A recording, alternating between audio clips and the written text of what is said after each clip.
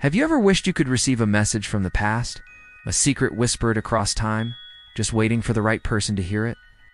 Well, what if I told you that such messages exist, hidden in plain sight, frozen in the pages of old newspapers for over 100 years?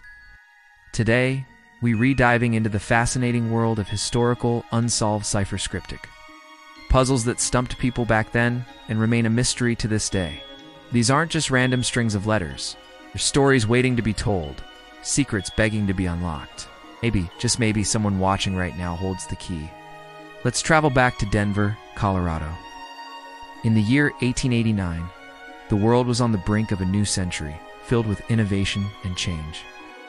And on February 20th, a curious advertisement appeared in the Denver Times.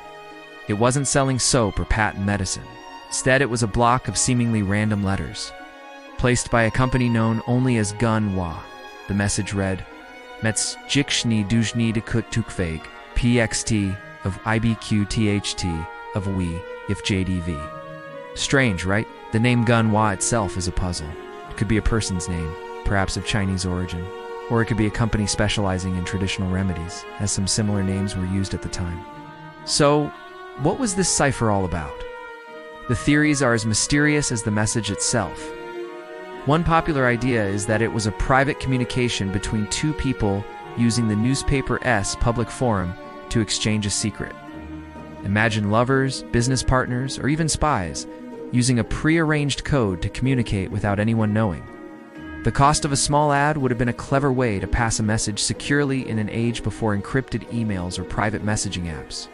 Another theory suggests it was a brilliant, if bizarre, marketing gimmick. By publishing a puzzle, the Gunwa company could have been trying to generate buzz and curiosity. People would talk, they would try to solve it, and in doing so, the company's name would be on everyone's lips. The problem is, there is no record of a follow-up ad revealing the answer or what Gunwa was even selling. The trail goes completely cold. Could it be something more complex? Perhaps it was a test, a challenge from an amateur cryptographer to the public. Here's my code, they might be saying. I bet you can't crack it. The structure of the cipher is particularly baffling. The last few words, him PXT of we, if JDV, look a little different from the rest. Some have suggested him could be him or him, and of we if might be part of the plain text. But without the key, it's all just speculation. For over 130 years, this message has sat there, a silent challenge from the 19th century. What secrets does it hold?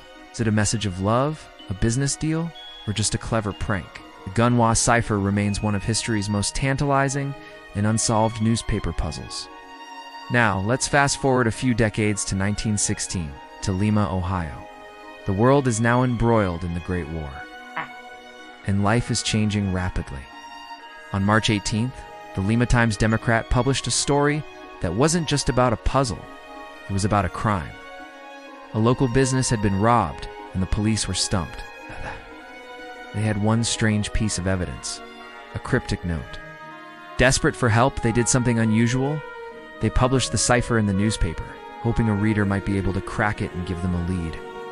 Here's the message they found was NVKV aft by AOT TXP XS CK, up BKTX, PHN, OHE, F-Zak, MXHG, SXFP, F-Zak. Their first TX squeak wakes ZA with THX. At first glance, it looks like a mess of typos and gibberish. But look closer. You can see some recognizable English words scattered throughout, like was by up there first week and with. This suggests it's likely a substitution cipher, where each letter of the original message has been replaced by another. The presence of real words could mean the encryption was sloppy, or it could be a deliberate clue to throw would-be codebreakers off the scent. The police and the public were baffled. The newspaper article that accompanied the cipher expressed the authorities' complete confusion. They had a note, likely from the robbers themselves, but they couldn't understand a word of it. Was it a plan for a future crime? A message between accomplices? Or maybe a taunt, a way for the criminals to mock the police, knowing they held the key to a secret the law couldn't decipher? The context of the robbery adds a layer of urgency and danger to this puzzle that the Gunwa Cipher lacks. This wasn't just a game. It was tied to a real crime with real consequences. Think about the mind of the person who wrote this. He took the time in the middle of committing a crime or planning one to encrypt their message. This implies a certain level of cleverness and foresight. They were confident that their code was unbreakable. And for over a century, they've been right. Cryptographers and amateur sleuths have tried to apply all sorts of techniques to it. Frequency analysis, which is counting how often each letter appears, is a common starting point for simple substitution ciphers.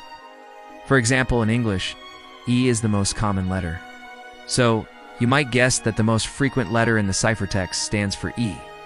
But this puzzle has proven stubbornly resistant to such simple methods. The short length of the message makes it even harder, as there isn't a large sample of text to find reliable patterns. Could it be a more complex type of cipher, like a Vigenère cipher, which uses a keyword to shift the letters? If so, without the keyword, it's almost impossible to crack. So what do you think? These messages have been waiting patiently for over a century.